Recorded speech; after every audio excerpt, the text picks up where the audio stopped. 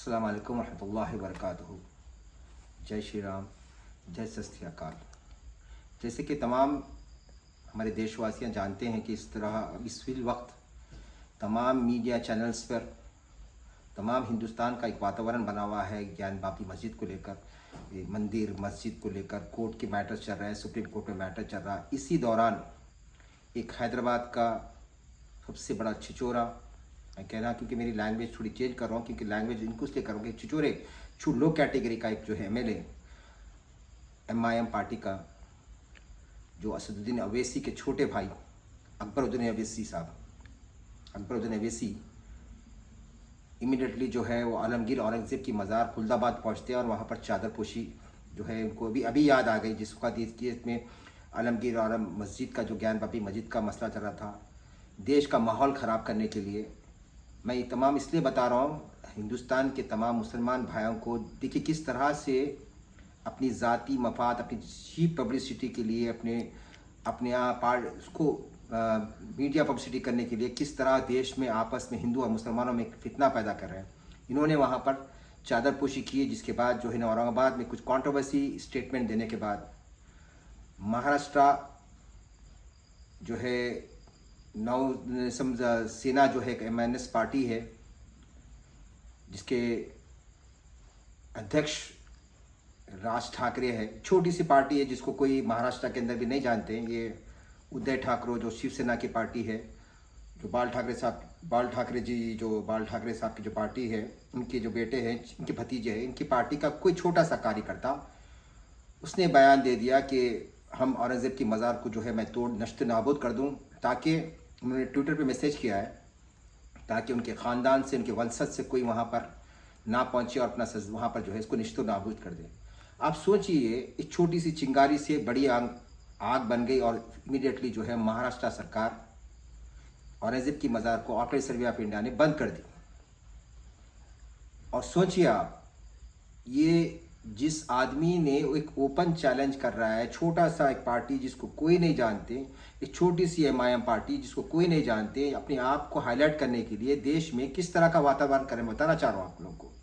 इन्होंने बयान दे दिया और पुलिस प्रशासन ने, वहाँ की महाराष्ट्र की जो औरंगाबाद की पुलिस है, इमीडिएटली जो है मजाद ताकि उसको इमीडिएटली अरेस्ट करे।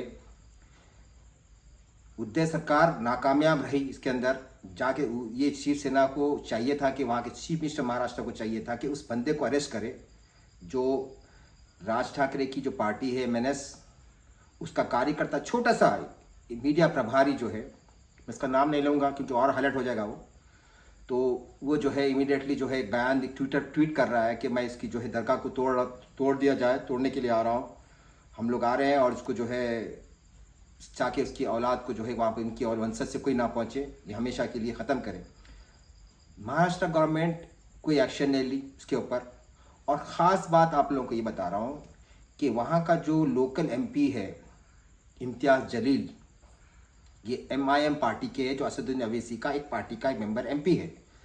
उन्होंने आज तक इसके ऊपर ना कोई एफआईआर बनी और महाराष्ट्र स्टेट वर्ड बोर्ड है, कोई एक्शन नहीं लिया गया है। मैं बताना चाह रहा हूँ आपको कि ज्ञान बापी मस्जिद पर जैसे उछल कर जो बयान दिया जा रहा है, जो छोटे नेता अपने आप को हाईलाइट कर रहे हैं, जाके मस्जिद औरंगज़ेब की मज़ार की जो है बंद कर दिया गया है। चुनाचे मैं औरंगज़ेब की मज़ार का मुतवली और केयरटेकर हूँ, तो उस छोटे से और उद्धव ठाकुर से और राज ठाकरे से मैं कह रहा हूँ, क्योंकि बाल ठाकरे की भी ख्वाहिश थी कि औरंगज़ेब की मज़ार को निश्तो नाबूद कर दिया जाए बोलकर, तो वो अरमान लेकर जो है वो परलोक हो गए। अब उद्धव और राज से भी कह रहा हूँ मैं, तुम्हारे अरमान कभी पूरे होने वाले, ये निकम्मी सरकार जो है कुछ करने वाली नहीं है। जाके उसके ऊपर एफआईआर बनाने की बजाय इमीडिएटली दरगाह को सीज कर दिए। और ये अवैसी जो दारुसलाम में कुछ अनपढ़ जाहिल लोगों को बुलाकर मीडिया के ऊपर वहाँ स्पीच देने से सारे देश में ये बोल रहा है कि हम एक मस्जिद गई, आपने सुना होगा कि हम दूसरी मस्जिद नहीं कमाएंगे। तो इनका आपको छोटा सा बैकग्राउंड बता देता हूँ आप लोगों को। ये असदुद्दीन अवैसी हैदराबाद के अंदर, मैं पहले भी कह चुका हूँ कि एक मस्जिद थी, अभी इनको आर्टिकल याद आ रहा है, जो आर्टिकल उन्होंने बता रहे 1991 के एक्ट के हिसाब से नहीं तोड़ा जाता, जो बार बार करेंगे एक मस्जिद शहीद होगी, हम दूसरी नहीं कमाएंगे। तो मैं ये कहना चाह रहा हूँ कि हैदराबाद की मस्जिद एक यूजलेस सीएम, मैं कह रहा हूँ कि हैदराबाद के अंदर पूरे हिंदुस्तान में सबसे यूजलेस सीएम जिसे कहते हैं वो चंद्रशेखर राव तानाशाही, अपने आप को जो तानाशाही समझते हैं, इन्होंने बगैर पब्लिसिटी नोटिफिकेशन दिए, बगैर किसी इंफॉर्मेशन भी दिए, लॉकडाउन में सुबह में नमाज होती है, दोपहर में नमाज होती है, वहाँ के जो सिगरेट के लोग पढ़ते हैं, और शाम में मस्जिद को निस्तनाबीद कर दिए। मैं तमाम मुसलमानों को बताना चाह रहा हूँ। और सुबह में कुरान पाक, जिसको जो है अल्लाह ताला ने मुसलमानों की जो मुक़द्दस किताब है, उस मंडे के अंदर कई कुरान शरीफ मिले लोगों को। और ये हमारे पंडित असदुद्दीन अवैसी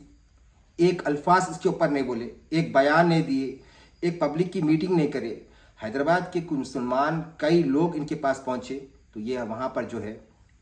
जो खास इनके बहुत खास दोस्त है चीफ मिनिस्टर चंद्रशेखर राव, जिसके नौगोद में बैठे हुए आजकल, जिसका केसीआर का स्टीयरिंग इनके हाथ में है, जो पूरे हिंदुस्तान तेलंगाना के जो है भ्रष्टाचार जो है सीएम कह सकते हैं उनको आप, जिसको कुछ नॉलेज नहीं है, सिगरेट कभी कहे नहीं, अपने फार्म हाउस पे जो है शाम में शराब पीना, बैठना, और सुबह में जो है वहीं आईएएस आईपीएस को बुलाना, इनका काम यही है। इन्होंने एक मस्जिद शहीद कर दिए, जिसका कोई जवाब इन्होंने गए कि वहाँ पर नई मस्जिद बनाएंगे। आज तक वो मस्जिद बनी नहीं, सिर्फ संगे बुनियाद रखी गई, लेकिन मस्जिद नहीं बनी। इनके आवाज़ उस टाइम पर इन्होंने हाल में, ये असदुद्दीन अवैसी, जब बाबरी मस्जिद को तोड़ा गया था, तो उनका बार बार सवाल, आप उठा के देखिए, इनके बार बार बयान थे कि ये कहते थे कि वो जो मस्जिद करे वो क्रिमिनल एक्ट में उनको अरेस्ट किया जाए, उनके ऊपर क्रिमिनल केस बुक किया जाए। तो फिर ये इनसे मेरा ये सवाल है कि आपने फिर केसीआर के ऊपर, टीआरएस गवर्नमेंट पे ये सवाल क्यों नहीं उठाए? आपने जब 1991 का जो एक्ट है, आप बता रहे थे, आप पार्लियामेंट का जो एक्ट है, उसको आपने क्यों नहीं बताया पब्लिक को? क्योंकि केसीआर से ये नहीं पूछे आप कि without information, without public notification आपने शहीद कर दी। हैदराबाद में ऐसे कई मसाजिद शिफ्ट जो शहीद हो गए, आपने बयान नहीं दिया। अगर मैं अवैसी साहब से मैं कह रहा हूँ, क्योंकि अवैसी साहब कर रहा हूँ, आपसे एक इल्तिजा है, आपके बयान की वजह से हिंदू और मुसलमानों के अंदर, क्योंकि आपके बयान से कोई मस्जिद वापस आने वाली नहीं है, आप अपने आप को बैरिस्टर कहते हैं, तो आप एक काम कीजिए, आप बहुत अच्छा बोलते हैं मीडिया के अंदर, थोड़े अनपढ़ गवार जो एमआईएम के आपके फॉलोअर्स है, आपके जो इलाके के छोटे ओल्ड सिटी के जो आपके फॉलोअर्स है, जो उनको जमा के आप जो है दारुसलाम के अंदर स्पीचेस देते रहते हैं, आज भी आप स्पीच दे रहे थे ताकि आप मीडिया में हाईलाइट हो जाए, और तमाम जो है आपको लोग और जाने लगे, ताकि आप जो है नए नए स्टेट में जाए और वहाँ पर वोट कट करें। तमाम हिंदुस्तान जानता है आपके बारे में, आप किसके लिए काम कर रहे हैं। तो मैं आपसे कह रहा हूँ कि आप इस बयान देने की वजह से, देने से अच्छा ये है कि आप एक काम कीजिए, आप अपने आप को जो है बैरिस्टर बोलते, तो आप केस लड़ीजिए। आपकी काबिलियत मालूम होगी जज के सामने, क्योंकि मीडिया के सामने आप बोल देते हैं, 4 लोगों के सामने बोलते हैं, तो आपकी काबिलियत मालूम होती। अगर मुझे पता है कि आपकी काबिलियत है, आपको बोलना, आपने इससे पहले भी क्या कि मुझे प्रैक्टिस नहीं है, आपको प्रैक्टिस जो है लड़ाई झगड़ा करवाने में अच्छी प्रैक्टिस है, आपके पास इतनी हिम्मत नहीं है कि आप जज के सामने या हाई कोर्ट के या सिटी सिविल कोर्ट के जज के सामने आपकी जाने की हिम्मत नहीं है, तो आप एक काम किए, अच्छे वकील को ठहराइए, ना कि आप जो है देश के अंदर ये हिंदू मुसलमान करके एक लीगल बैटल लड़िए। आपकी इस बयान की वजह से, मैं आपसे कह रहा हूं कि आपकी इस बयान की वजह से सारे देश का माहौल खराब हो रहा है। और मैं तमाम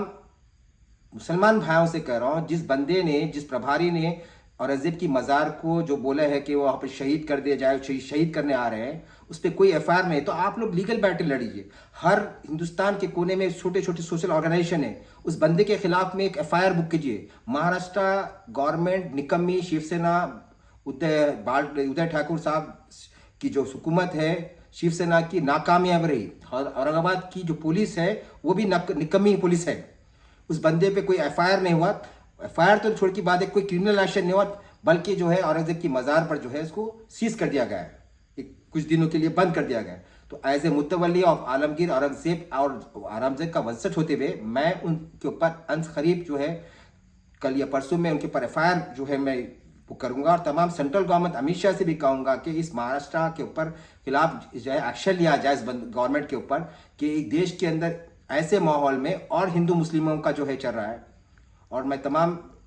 देशवासियों से कहूँगा कि आप लोग समझ सकते हैं ऐसे छोटे छोटे गली के नेताएं अपनी पब्लिसिटी कर कर किस तरह से देश का माहौल खराब कर रहे हैं। जहाँ तक ज्ञान बापी मस्जिद का सवाल है, तो मैं मुसलमानों से कहूँगा कि आप ये लीगल फाइट है, और ख़ास अवैसी से फिर एक बार मैं कहूँगा कि तुम्हारे बयानात बंद करो, तुम अपनी पब्लिसिटी के लिए, अपने मफाद के लिए, क्योंकि आपको तो कोई जानते नहीं थे आज से 20 साल 25 साल पहले आपको जानते हैं। आप बाबरी मस्जिद पे बहुत इशू उठाए, हैदराबाद मस्जिद के लिए आप आवाज़ नहीं उठाया आज तक, तो ये बयानात बंद कीजिए आप, और इमीडिएटली सिविल लड़ाई लड़ीजिए, ताकि आपके बयानात की वजह से सारे देश का माहौल ख़राब हो रहा है। मैं उनसे भी कह रहा हूँ जो देश के जो भगवा कलर पहन के छोटे छोटे लोग जो हिंदू भड़का रहे हैं, तो हिंदू भाइयों से भी कह रहा हूँ, इन लोगों की बातों में ना मारे। देश की एक अमन शांति, कोर्ट में केस गया है, देखते हैं कोर्ट के अंदर क्या केस होता है। कोर्ट अदालत में जो है कि सुप्रीम कोर्ट के अंदर केस है, तो इसको माहौल मत खराब करिए। इस छोटे छोटे नेताएं जो है ऐसे बयान देकर उनके आपके पास हिंदू पक्ष की तरफ से एक बयान आता है, फिर इनकी तरफ से, तो ये पॉलिटिकल जो है पब्लिसिटी अपनी अपनी पब्लिसिटी कर ले रहे हैं। 2024 की इलेक्शन की तैयारी चल रही है, अपना नाम कर रहे हैं, क्योंकि उनको अपना पीआर, अपना जो है पार्टी का नाम रोशन। जैसे ये छोटा सा राज ठाकरे, ये छोटा सा उसको कुछ जानते नहीं है, उसकी कम जो है एक पार्टी का एक छोटा सा प्रभारी, एक वहाँ का जो स्पोक्स पर्सन होता है मीडिया का, उसने इतने बयान दिया और राज ठाकरे की हिम्मत के ऊपर राज ठाकरे ने इसके ऊपर कोई एक्शन नहीं लिया, शिवसेना ने कोई एक्शन नहीं लिया, जो चीफ मिनिस्टर है खामोश बैठे हुए हैं। तो ये क्या चल रहा है देश के अंदर, क्या चाह रहे हैं आप लोग, गल्ला कट कर ले। तो तमाम मैं देशवासियों से कहूँगा कि इसको आप गौर से सुनिए, और मुसलमानों से कहूँगा कि अवैसी की इस घटिया हरकतों से उसका एक MP वहाँ पर जो औरंगाबाद में आज की तारीख तक कोई स्टेटमेंट नहीं दिया, ना कोई आज तक की तारीख से कोई जो है वक्फ बोर्ड का जो है वो मौजूदा मेंबर भी है, ना महाराष्ट्र स्टेट बोर्ड कोई जवाब देती है, ना वहाँ का MP जवाब देता है, ना उस पार्टी का सदर जो खुल कर बयान दे रहा है बाल ज्ञान वापी मस्जिद के ऊपर,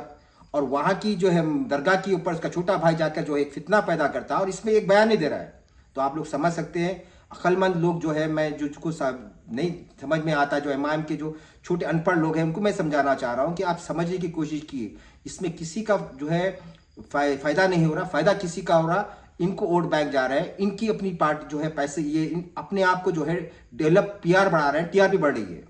तो फिर मैं कहूँगा कि हम खरीब जो है इसके ऊपर केस फाइल करने वाले हैं, और मैं उससे भी कह रहा हूँ